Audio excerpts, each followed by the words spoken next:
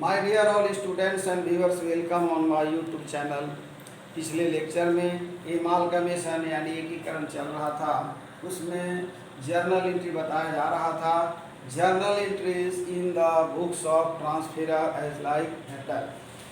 तो एंट्री 4 हुआ था, 5वां एंट्री से हम शुरू करते हैं। कल मैंने बताया था कि एक एक एंट्री राइट ऑफ होता है, यानी पहला एंट्री हुआ था रियलाइजेशन अकाउंट में सभी संपत्तियों को ट्रांसफर करने पर। दूसरा एंट्री था सभी दायित्वों को रियलाइजेशन अकाउंट में ट्रांसफर करने पर। उसके बाद था परचेज प्राइस ड्यू। उसके बाद था चौथा पेमेंट यानी परचेज प्राइस रिसीव्ड। और आज जो होगा, जो परचेज प्राइस रिसीव्ड था वो था कि इन डिफरेंट वे में था, in cash, in cheque draft और इन शेयर, इन डिवेंचर। तो all are debited and credited था। जो परचेजिंग कंपनी को जो ड्यू का एंट्री किए थे, जो डेबिट था उसको क्रेडिट किए थे। आज उसको हम लोग यानी परचेज कंसिडरेशन को या बोलेंगे सेल्स कंसिडरेशन को इक्विटी शेयर होल्डर के अकाउंट में ट्रांसफर करने पर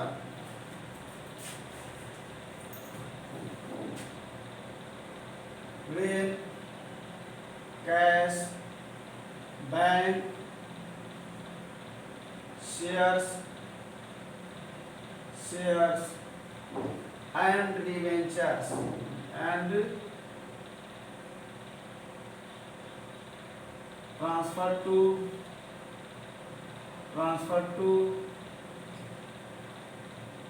equity shares होल्डर अकाउंट, यानी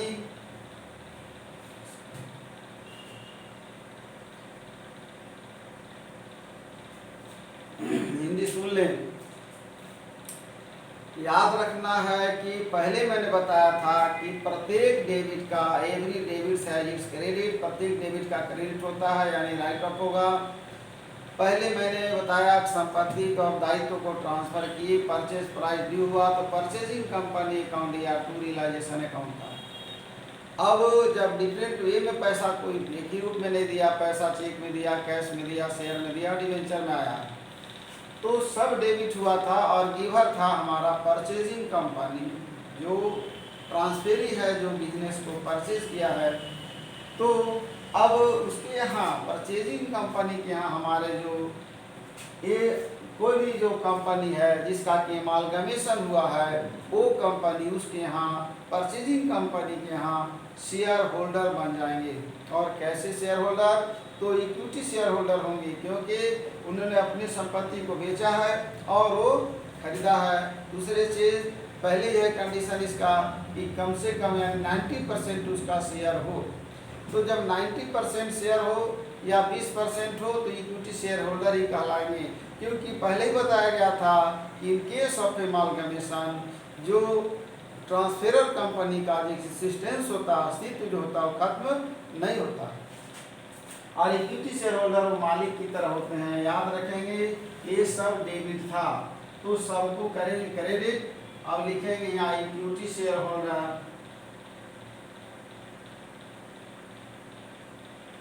इक्विटी शेयर्स अकाउंट दिया, टू कैश भी जाएगा, टू बैंक भी जा सकता है, या इसका अलग अकाउंट बनाएंगे टू बैंक, टू हो जाएगा shares in purchasing company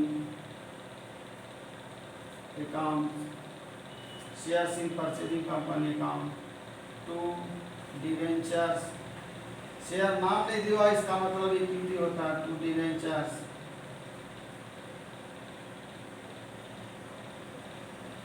in purchasing company,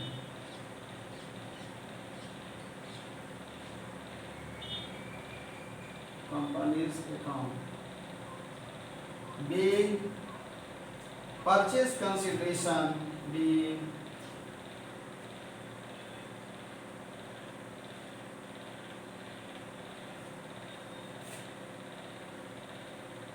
purchase consideration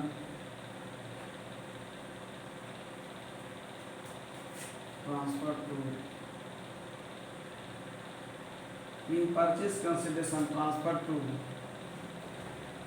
being purchase consideration transfer to इसको ट्रांसफर कर रहे हैं हम लोग इक्विटी शेयर होल्डर अकाउंट में, इक्विटी शेयर होल्डर अकाउंट।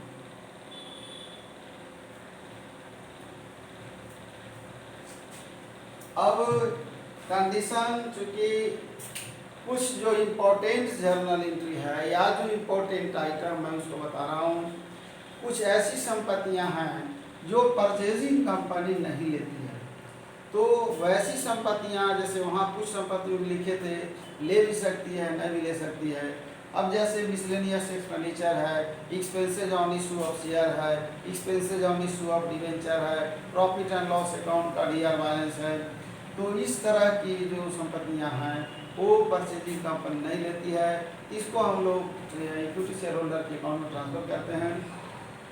कहने का मतलब है कि इसे इक्विटी शेयर होल्डर के अकाउंट में ट्रांसफ़र करने के लिए हम लोग जो एंट्री करेंगे अभी यहाँ पर, और सबका संपत्ति का डीआर बैलेंस होता है, सब कुछ याद कर देंगे और ऑटोमेटिक है कि राइट ऑफ हो। अगर वो ले ली है, खर्चा तो लेगी नहीं, वहाँ ट्रेडमार्क कॉपीराइट लिखे थे, गुडविल लिखे थे, लेकिन कभी कभी पैटेंट ट्रेडमार्क और कॉपीराइट को नहीं लेती है, यानी गुडविल को तो ले लेती, चूँकि गुडविल अलग होता है, उसका फिजिकल एक्सिस्टेंस कुछ भी नहीं होता, लेकिन उसका वैल्यू होता है, देखने में पता नहीं चलता इनविजिबल है या इंटेंजिबल एसेट्स है, लेकिन मैक्सिमम क्वेश्चन में। और पहले इसकी एंट्री करने के बाद हम लोग लिखते हैं, और हिंदी हम समझा दे रहे हैं, और इंग्लिश जो है कोशिश करें, यानी यहाँ पर वैसा कोई डिफिकल्ट इंग्लिश नहीं है। कह रहा है कि संपत्ति जो जिस रूप मतलब जो पेमेंट रिसीव किया है वो पेमेंट को इक्विटी शेयर होल्डर के अकाउंट में ट्रांसफर कर rहा है, तो सारा डेबिट था उसको क्रेडिट कर दी। अब लिखते हैं when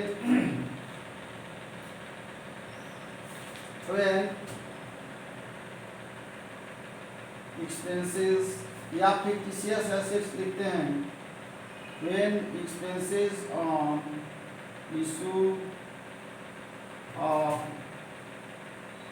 shares, expenses on issue of debenture, preliminary expenses,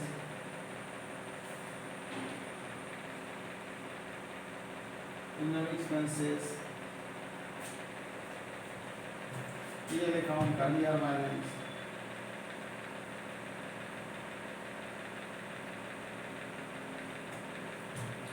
D R balance, deferred expenditure, यहाँ पर शॉर्ट कर देते हैं फिक्टिशियस एसेट्स और फिक्टिशियस एसेट्स काल्पनिक संपत्तियाँ, और फिक्टिशियस एसेट्स में सब आ जाएगा। Transfer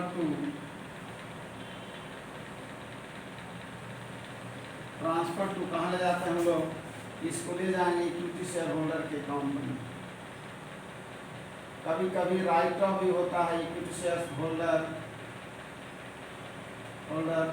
account. राइट ऑफ का तो कहने मतलब कभी कभी इसको हम लोग पीएल में भी ले जाते हैं, लेकिन यहाँ रेट केस है, यहाँ नहीं वैसा होगा। वेन एक्सपेंसेस सब लिख देंगे। अब इसको याद रखेंगे कि सबका डीआर बैलेंस होता है, all are expenses, all are debit balance, and it will be transferred to equity shareholder account and it will be credited। यहाँ पर इक्विटी शेयर होल्डर अकाउंट को डेबिट करेंगे।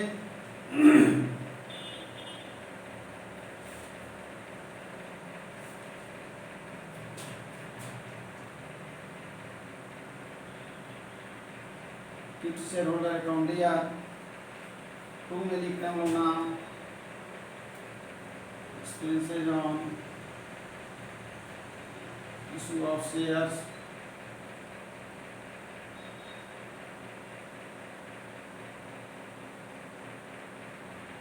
of debenture to to profit and loss account या balance to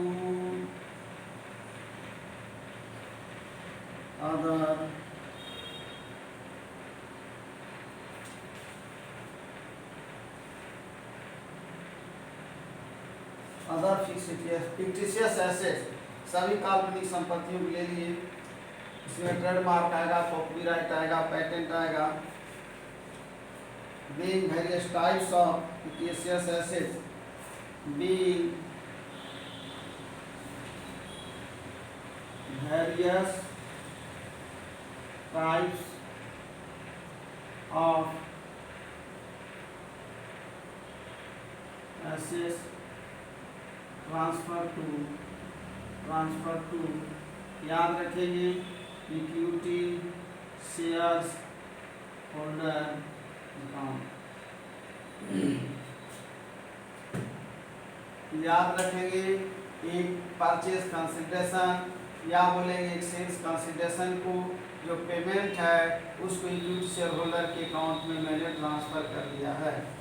दूसरा है काल्पनिक संपत्तियों को मैंने राइट ऑफ किया या इसको बोलेंगे कि इक्विटी शेयर होल्डर के अकाउंट में ट्रांसफर की। अब इंटरनल रिजर्व और रिजर्व इंटरनल भी होता है, ऐसा नहीं है, लेकिन एक होता है इंटरनल लायबिलिटी और दूसरा होता है एक्सटर्नल लायबिलिटी।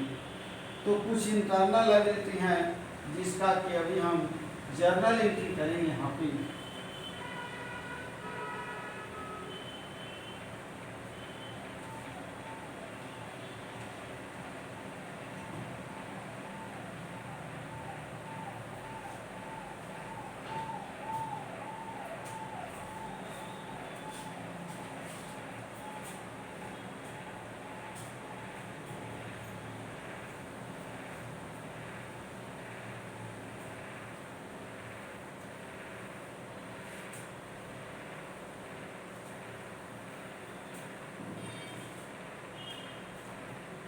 जो भी नंबर हो आगे पीछे हो सकता है। अब लिखेंगे when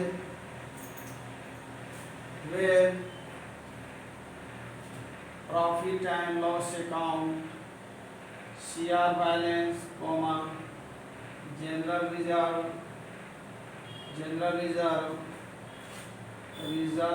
फंड और एनी अदर रिजर्व कर देते हैं, और एनी कोई भी reserve, any other reserve and fund transfer to equity share holder account.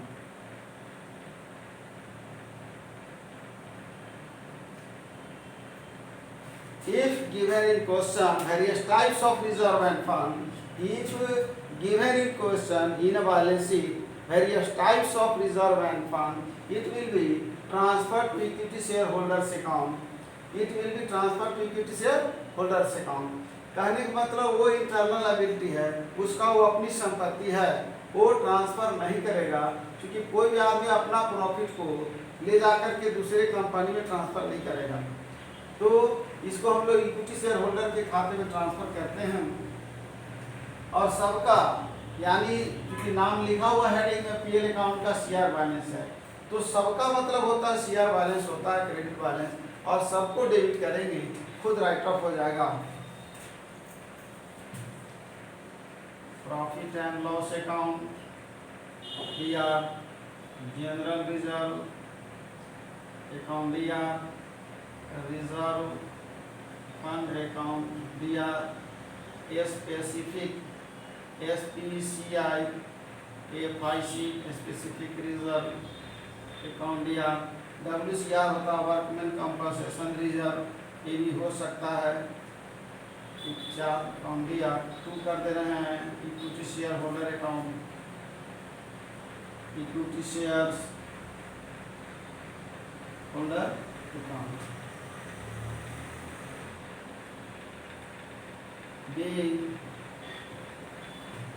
various types of reserve and fund transfer to name various types of reserve and fund transfer to equity shareholder account.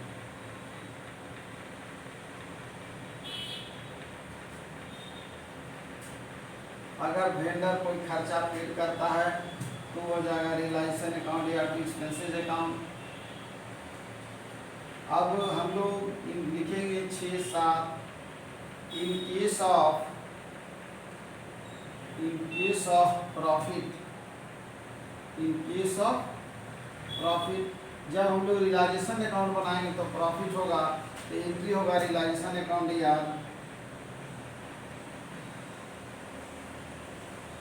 To equity share holder account.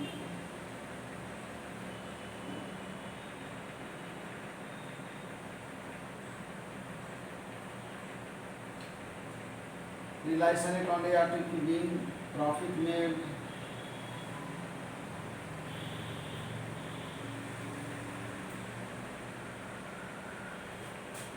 अब in case of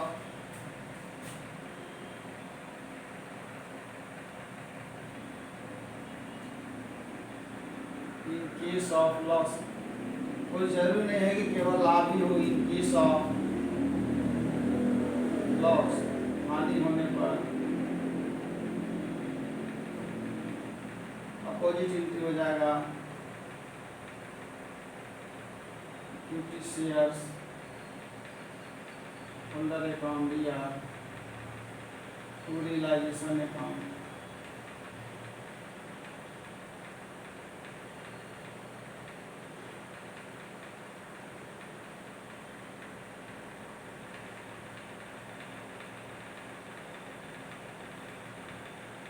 realisation अब realisation account बनाने के बाद profit loss जो हुआ उसका entry हो गया।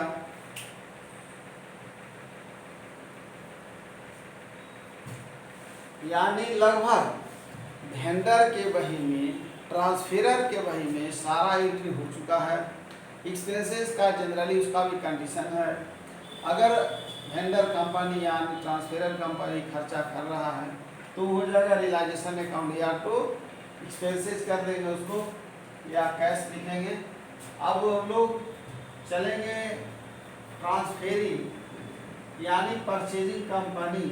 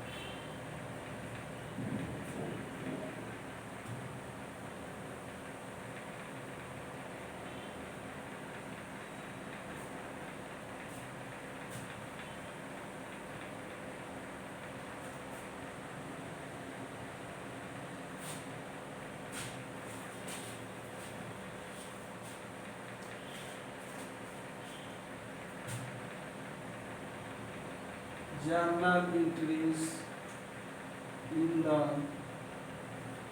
books of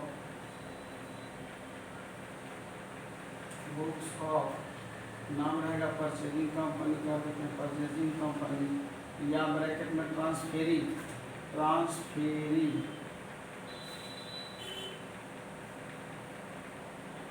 transferee. याद रखेंगे यहाँ पर 3 या 4 एंट्री होगा मैक्सिमम, उससे ज़्यादा नहीं, चूँकि वेंडर के बही में चाहे एक वेंडर हो ट्रांसफेरर चाहे दो, सबके बही में लिखा होगा, थोड़ा टाइम टेकिंग है। दूसरी चीज़, परचेजिंग कंपनी के बही में जो पहला एंट्री होगा वो होगा बिजनेस परचेज का। तो बिजनेस परचेज यानी जितना जो हमारा परचेज कंसिडरेशन आएगा वो बिजनेस परचेज अकाउंट ईयर 2। अब अपने बही में यानी हु इज गिवर यहाँ पर याद रखना है कि या तो उसको हम ट्रांसफेरर कंपनी लिखेंगे, ए बी जो होगा चाहे कोई भी कंपनी होगा तो वेंडर कंपनी को रेडी करेंगे, क्योंकि इसके पास बिजनेस अब परचेजिंग कंपनी की बही में। दूसरा फिर होगा all assets account year, all assets account year 2 होगा, ऑल लायबिलिटी 2 होगा बिजनेस परचेज। अब दोनों के बीच में डिफरेंस आएगा, अगर ऊपर में घटता है तो हम लोग गुडविल लिखेंगे, और नीचे अगर मतलब ऊपर बढ़ जाता है नीचे का डिफरेंस आता है तो कैपिटल रिजर्व रिजर्व लिखते हैं। लेकिन कुछ किताबों में दोनों तरफ यानी उसको जनरल रिजर्व का एक बार डीआर मानता है और दूसरे बार सीआर मानता है। तो कहने का मतलब कि ये जो है सपोज समझाते हैं एक बार थोड़ा सा। सपोज कीजिए कि हम 5 लाख का बिजनेस है, मतलब हम किसी कंपनी को खरीद रहे हैं, खरीदने के बारे में समझे कि हम किसी कंपनी को खरीद रहे हैं और 5 लाख का उसका बाजार वैल्यू है और हम खरीद रहे हैं, हमको वो जो मिल जाता है, ध्यान देंगे एक बार कि 5 लाख का बिजनेस है और हमको वो मिलता है 6 लाख, मतलब हमको 6 लाख चुकाना पड़ता है, 6 लाख चुकाना पड़ता है, मतलब 5 लाख का है और हमको 6 लाख देना पड़ रहा है। तो अगर हम पैसा 1 लाख जो बेसी दे रहे हैं वो किस चीज़ का पैसा बेसी दे रहे हैं, तो वहाँ समझना होगा कि यानी वैल्यू ऑफ रिपुटेशन, यानी बाजार में जैसे एक सिंपल उदाहरण लीजिए कि यहाँ अगर आप एक छोटे शहर में रह रहे हैं यानी उसी साइज रूम का किराया बड़े शहर में, या मान लीजिए एक ही शहर में रह रहे हैं, एक स्थान जो मार्केट है, मार्केट में उसका उसी यानी रूम के साइज़ का 5,000 किराया लेता है, आप उससे 2 किलोमीटर दूरी पर रहते हैं, वहाँ किराया लेता है 2,000, वहाँ रेट लेता है 2,000 और यहाँ लेता है 5,000, वही सेम साइज है। तो डिफरेंसेस क्या है कि वो मार्केट में है, रिलेटेड प्लेस है, इसके कारण ड्यू टू गुडविल उसका रेट जो है बाजार के किराए का, बाजार के बीच में जो मकान है ज़्यादा है, उसी तरह से उस लैंड का भी होगा। आप डिस्टेंस लेंगे मार्केट का तो वहाँ रेट ज़्यादा होगा, वही चीज़ है, सेम चीज़ है। तो वहाँ वैल्यू ऑफ प्लेस यानी उस स्थान का मूल्य। तो अब यहाँ पर है 5 लाख का है, हम उसको 6 लाख दे रहे हैं, अधिक पैसा दे रहे हैं, तो किस चीज़ का दे रहे हैं, यानी ये गुडविल हो गया। और अगर 5 लाख का सामान है, मान लीजिए आप कोई खरीदने गए 5 लाख में सामान, पूरे मार्केट में 5 लाख रुपया दाम है, और आप जब खरीदने गए तो आदमी बोला कि ले जाइए, ठीक है, और 4 लाख में दे दिया। तो जो 5 लाख का सामान है 4 लाख में जो मिल गया वो आपका यहाँ पर कैपिटल रिजर्व होगा, कैपिटल रिजर्व, जनरल रिजर्व। लेकिन कैपिटल रिजर्व इसलिए बोला जाता है कि यहाँ पर अस्थायी संपत्तियों को खरीद बिक्री से जो लाभ होता है वो कैपिटल रिजर्व ही कहलाता है। जनरल रिजर्व, रिजर्व भी बहुत तरह का होता है, ये तो पहले 11th 12 सेमेस्टर 1 2 3 4 पढ़े होंगे वहाँ तक, यानी रिजर्व भी डिफरेंट टाइप्स का होता है। जनरल रिजर्व का जो निर्माण होता है, creation of the general reserve ना, प्रॉफिट में से होता है, यानी लाभ में से काट कर किया जाता है। और कैपिटल रिजर्व, कैपिटल प्रॉफिट जो है यानी इसका निर्माण जो होता है कैपिटल प्रॉफिट से होता है, कहने मतलब स्थायी संपत्ति खरीद बिक्री से, अंशों के खरीद बिक्री से जो लाभ होता है। तो ये अलग अलग तरह से उसका डिफाइन किया जाता है, और क्रिएशन का भी अलग अलग तरीका है। तो क्या बताएं,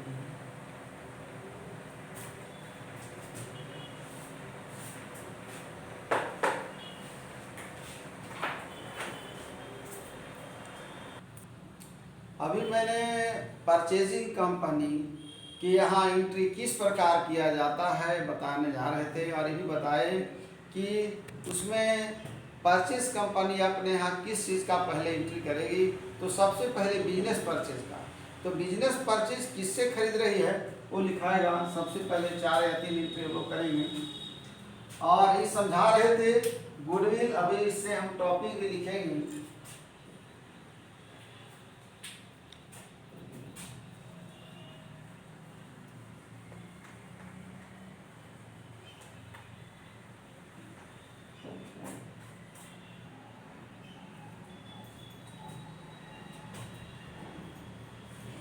पहला एंट्री होगा when बिजनेस परचेजेस फ्रॉम, ट्रांसफेरर लिखेंगे या वेंडर ट्रांसफेरर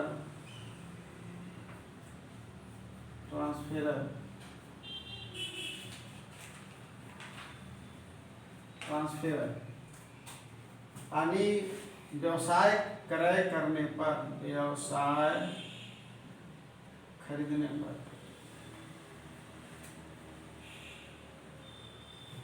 एंट्री होगा बिजनेस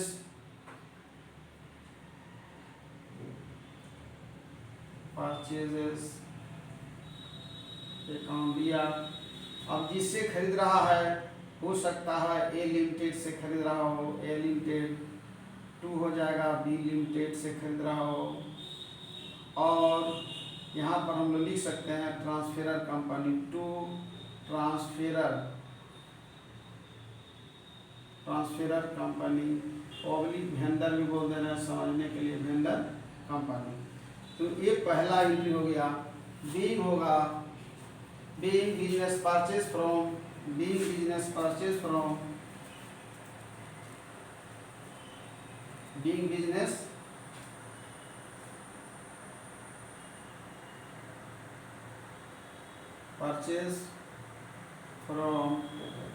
ट्रांसफेरर कंपनी। अब दूसरा एंट्री करेंगे हम लोग ऑल एसेट्स अकाउंट दिया। when all assets and liability taken over by the purchasing company, यानी याद रखेंगे कि फर्म के सभी संपत्तियों दायित्वों को लेने पर, फर्म के सभी संपत्तियों, all assets and liability taken over by the purchasing company, सारा दायित्व को तो शॉर्ट में ही लिखते हैं।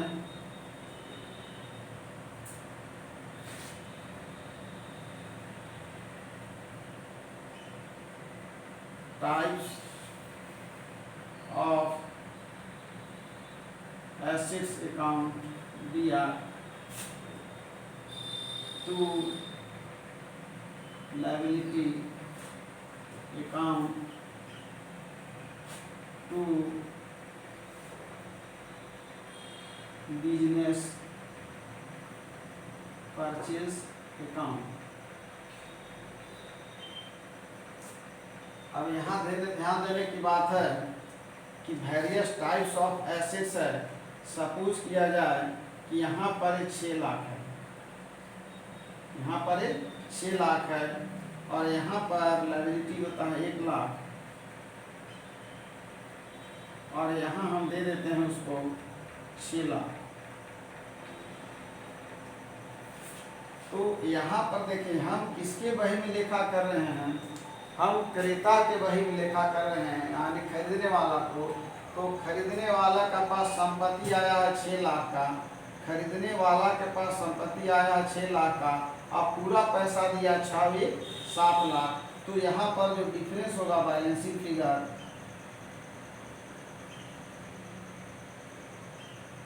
गुडविल अकाउंट दिया, ये हो जाएगा बैलेंसिंग फिगर। यहाँ पर जो बैलेंसिंग फिगर होगा 1 लाख होगा, बैलेंसिंग जो फिगर होगा वो 1 लाख का होगा। अब हम लोग इसका दूसरा एंट्री करेंगे और एक होगा पेमेंट का।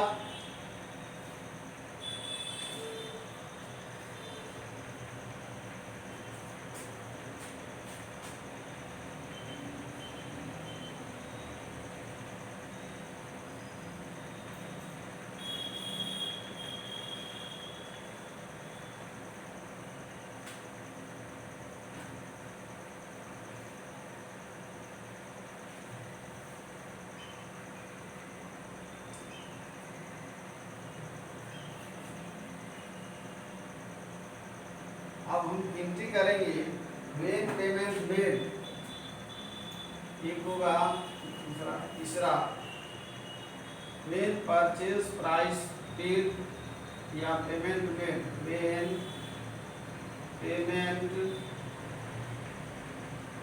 मेन पेमेंट मेड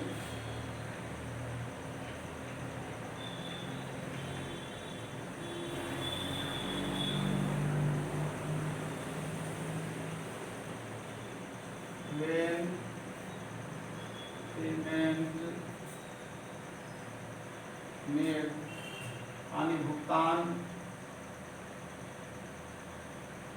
करने पर। भुगतान कुछ में भी कर सकता है, शेयर में, डिवेंचर में, कैश में। तो यहाँ लिखेंगे हम लोग जो लिमिटेड कंपनी क्रेडिट था यानी लिक्विडेटर या वेंडर कंपनी को डेबिट करेंगे, ट्रांसफेरर कंपनी को डेबिट करेंगे, ट्रांसफेरर कंपनी को, वेंडर कंपनी को और या लिक्विडेटर कंपनी को डेबिट करेंगे। यहाँ पर मान के चला जा रहा है कि A limited account, D R यही ट्रांसफेरर है, B limited account, D R यही ट्रांसफेरर है, टू इसको क्या बचे हम लोग पैसा, टू लिखेंगे हम लोग। इस शेयर्स में दे रहे हैं to equity shares, capital account एक ही रूप दे रहे हैं, दूसरा या तो बैंक कर दे रहे हैं to bank account. Being payment made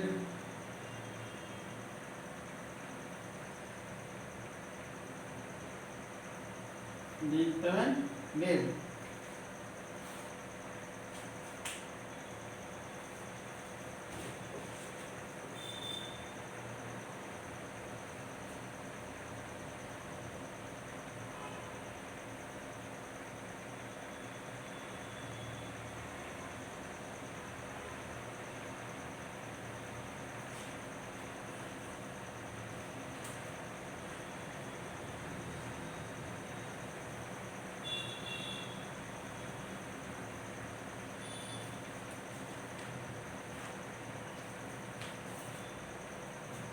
ये जर्नल एंट्री कंप्लीट हो गया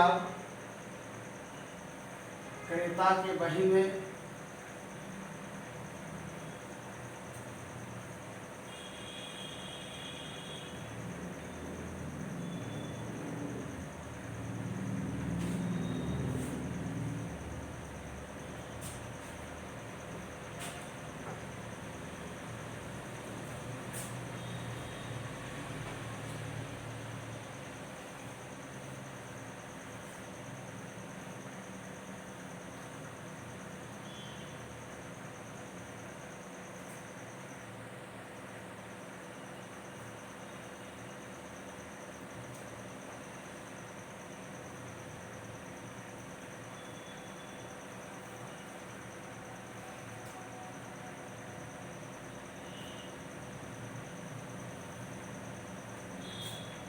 अब एक रियलाइजेशन अकाउंट का काल्पनिक नमूना तैयार करेंगे जो पहले पढ़े भी होंगे। तो रियलाइजेशन अकाउंट में पहले बताया गया था कि फर्म की सभी संपत्तियों दायित्वों को ट्रांसफर किया जाता है। फर्म की सभी संपत्तियों दायित्वों को specimen of realisation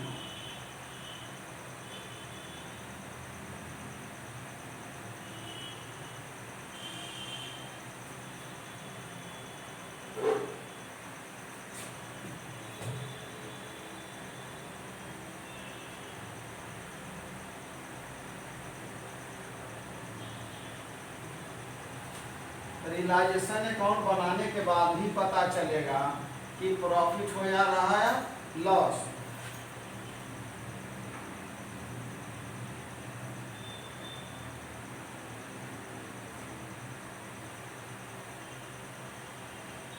realisation account या to all sundry assets account लिख ही देते हैं। अगर कैश इन हैंड और कैश एट बैंक लिया है तभी लिखा जाएगा। यहाँ पर टू कर देना है plant and machinery account, to building account, to loose tools account, to furniture account,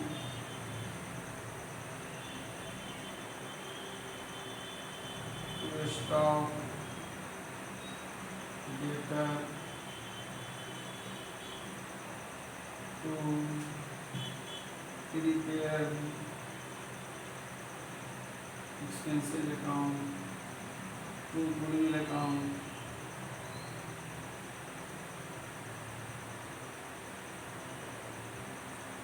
to goodwill account, to कभी कभी ट्रेडमार्क को भी देता है ट्रेड एंड ट्रैकिंग।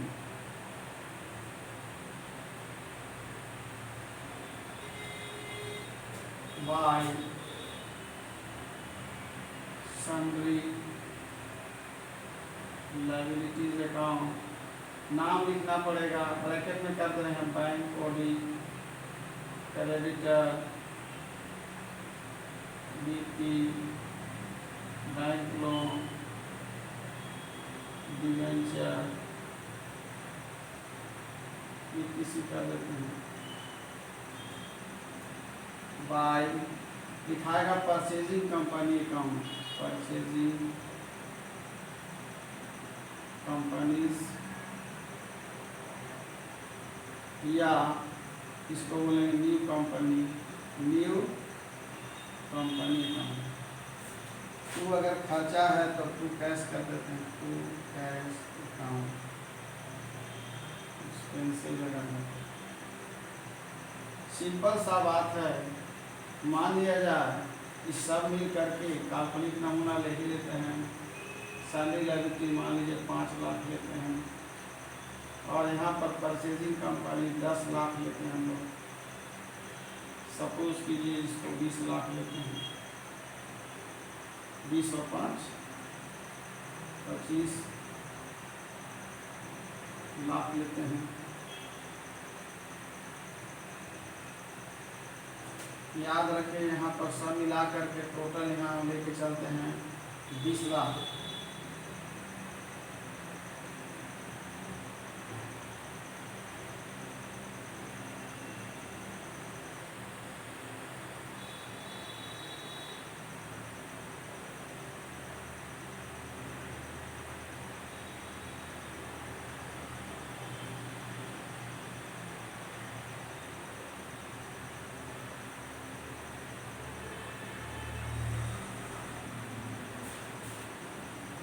तीन दो 5 1 6, 3 9 2 11 12 13 14 15 लाख हुआ। यहाँ पर जो 10 लाख आया डिफरेंस, ये जो 10 लाख डिफरेंस आ रहा है यानी टू प्रॉफिट हो गया, इसको बोलते हैं प्रॉफिट। लेकिन ट्रांसफर होगा टू इक्विटी शेयर्स होल्डर। अब पहला हो गया इंक्रीज ऑफ प्रॉफिट, यानी पहला हो गया प्रॉफिट में लिखा गया रियलाइजेशन अकाउंट या रियलाइजेशन अकाउंट या इक्विटी से होल्डर है, उल्टा करते हैं। मान लीजिए यहाँ पर टोटल 15 लाख था, 15 लाख। अब इसको हटाते हैं यहाँ से, 15 लाख था, अब इधर कर देते हैं 15 लाख, यहाँ कर देते हैं 15 लाख। मान के चलिए यहाँ कर देते हैं 10 लाख, तो 10 और 5 15 12 हो जा रहा है। यहाँ 1 लाख कम कर देते हैं, मान लिया 4 लाख हो गया, 10 और 4 14 लाख, तो यहाँ 1 लाख जो आएगा by equity shares holder account, ये हो गया बैलेंसिंग फिगर, यानी ये लॉस हो गया। तो याद रखेंगे कि इसको, क्योंकि एक तरह से ये सेल हो रहा है, ट्रांसफ़र हो रहा है, तो रियलाइजेशन अकाउंट में ट्रांसफ़र करने का मतलब ही रियलाइजेशन वसूली बिक्री खाता है। तो मतलब ही होता है कि विक्रय हो रहा है, तो रियलाइजेशन अकाउंट बनाएंगे, तो बनाने के बाद ही पता चलेगा कि प्रॉफिट हो रहा है या लॉस। यानी प्रॉफिट लॉस का पता लगाने के लिए हम लोग रियलाइजेशन अकाउंट को तैयार करते हैं। यानी वसूली खाता पढ़े होंगे, डिस्ट्रीब्यूशन 1 में है, सेमेस्टर 1 में था कि रियलाइजेशन अकाउंट क्यों तैयार किया जाता है, तो बताया गया था कि रियलाइजेशन अकाउंट बनाने का मुख्य उद्देश्य, यानी वहाँ पर था साझेदारी के विघटन के बाद शुद्ध लाभ और शुद्ध हानि का पता लगाने के लिए तैयार किया जाता है। लेकिन यहाँ पर उसका दूसरा मीनिंग है, यहाँ पर यह फर्म को बिक्री हो रहा है, ट्रांसफ़र हो रहा है, कन्वर्ट हो रहा है एक कंपनी से दूसरी कंपनी में, नई कंपनी का निर्माण हो रहा है, तो इस स्थिति में भी रियलाइजेशन अकाउंट तैयार किया जाता है। और इसका मकसद होता है to find out net profit और नेट लॉस।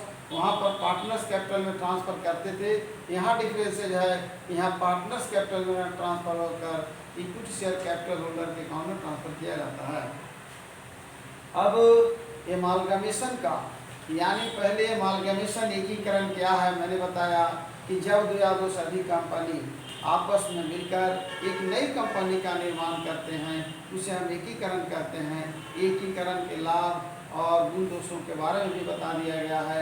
इसके अंतर्गत मूल्य मेन फैक्टर होता है, वो कैलकुलेशन ऑफ परचेज प्राइस होता है, इसके बारे में बता दिया गया है कि परचेज प्राइस आप किस प्रकार ज्ञात करेंगे। दूसरा, परचेज प्राइस के बाद हम लोग टॉपिक पर पहुँचे आगे, जर्नल एंट्री किस प्रकार किया जाता है। तो ट्रांसफेरर के बही में कुछ एंट्री है, ज़्यादा होता है। परचेजर कंपनी के बही में परचेज ऑफ बिजनेस का होगा, एसेट्स एंड लायबिलिटी का होगा और पेमेंट का होगा। अब यानी सारा कुछ बताने के बाद इसको अब आगे जो है नेक्स्ट लेक्चर जो होगा, यानी आज ये तीसरा लेक्चर है। अभी तक यहाँ पर केवल इंट्रोडक्शन और मेरिट डिमेरिट ऑब्जेक्ट ऑफ एमालगमेशन को बताया गया। उसके बाद पिछले क्लास में भी जर्नल एंट्री हुआ था, आज जर्नल एंट्री का केसेस पूरा कंप्लीट हो गया। रियलाइजेशन अकाउंट भी बता दिया गया कि किस तरह से तैयार किया जाता है। अब जो अगला लेक्चर जो टॉपिक्स होगा वो क्वेश्चन को हल किया जाएगा, प्रश्न को हल किया जाएगा। अब यहाँ पर जो टेक्निक था वो मैंने सारा बता दिया कि किस तरह से आप प्रश्न को हल कर पाएंगे। यानी प्रश्न को हल करने के लिए सारी बातों को जो बताया गया है ध्यान में रखना होगा कि परचेज प्राइस कैसे निकालते हैं, पेमेंट मेथड से निकालते हैं। यहाँ पेमेंट मेथड दिया हुआ रहेगा तो पेमेंट मेथड से होगा, नहीं दिया हुआ रहेगा तो नेट एसेट्स मेथड से होगा। मिक्स मेथड तो जनरली बहुत कम आता है और प्रोपोर्शनेट मेथड का भी प्रयोग बहुत कम होता है। Maximum question net assets method के द्वारा हल किए जाएंगे। तो अगले लेक्चर में यानी क्वेश्चन को हल करने के बारे में बताया जाएगा। और इस सारा वीडियो में, तीनों वीडियो में देखने के बाद अगर कहीं किसी तरह का कोई ट्रबल होता है, कोई डाउट होता है, कोई परेशानी होती है, तो आप जो है कहीं भी मतलब अपने ट्रांसफर व्हाट्सएप के जरिए से या कमेंट के माध्यम से या कॉल करके भी पूछ सकते हैं।